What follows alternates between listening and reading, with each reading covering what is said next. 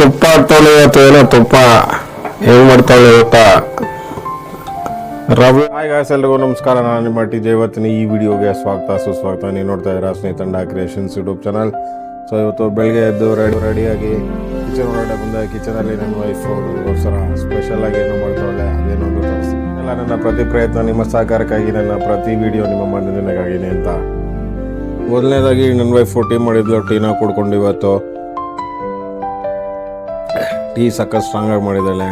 So tea ಕುಡಿದ್ಬಿಟ್ಟು ಈಗ tiffin ಮಾಡಿಕೊಂಡು, tiffin ಏನು ಸ್ಪೆಷಲ್ ಅಂತ ತೋರಿಸ್ತೀನಿ. ಅದನ್ನು ತೋರಿಸ್ಬಿಟ್ಟು ಅಲ್ಲಿಂದ ಹಂಗೆ ಆಫೀಸ್ಗೆ ಮಾಡ್ತೀನಿ ಅಂತ ಹೇಳ, ಆಮೇಲೆ ಹೇಳ್ತೀನಿ ಹೆಂಗೆ ಮಾಡ್ತಾಳೆ ಅಂತ. ಮೊದಲನೇದಾಗಿ ಸ್ವಲ್ಪ ತುಪ್ಪ, 2 ಸ್ಪೂನ್ ತುಪ್ಪ ಹಾಕ್ತಾಳೆ ಇದರಲ್ಲಿ. ಹಾಕು. ಸ್ವಲ್ಪ ಸಾಸಿವೆ ಹಾಕ್ಬಿಟ್ಟು ಸ್ವಲ್ಪ ಜೀರಿಗೆ ಹಾಕ್ತಾಳೆ. ನೋಡಿ, ಒಂದು ಇಡಿಯಷ್ಟು ಕಡಲೆ ಬೀಜನ ಈಗ ಹಾಕ್ತಾಳೆ. ಆಯಿಲಲ್ಲಿ ಫ್ರೈ ಆಗಲಿ. ನಂತರ ಈರುಳ್ಳಿ ಹಾಕ್ಬಿಟ್ಟು ಚೆನ್ನಾಗಿ ಅದನ್ನು ಹುರ್ಕೋಬೇಕು. ಸ್ವಲ್ಪ ಬ್ರೌನ್ ಕಲರ್ ಬಂದಾಗ ಸ್ಟಾಪ್ ಮಾಡಿಕೊಂಡು ಕರಿಬೇವು ಸೊಪ್ಪು ಕೂಡ ಹಾಕಿದ್ದಾಳೆ ಅದರಲ್ಲಿ. ಅದನ್ನು ಹಾಕಿ ಚೆನ್ನಾಗಿ ಮಿಕ್ಸ್ ಮಾಡಿಕೊಂಡು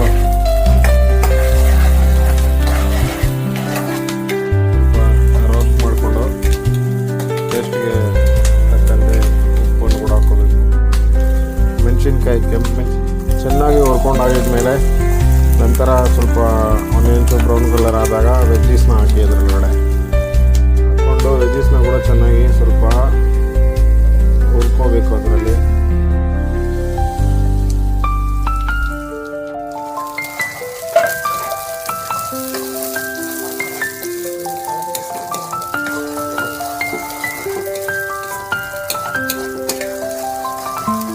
ರುಚಿಗೆ ತಕ್ಕಂತೆ ಒಳಗಡೆ ಹಾಕಿದ್ರೆ ಟೇಸ್ಟ್ ಸಖತ್ತಾಗಿರುತ್ತೆ.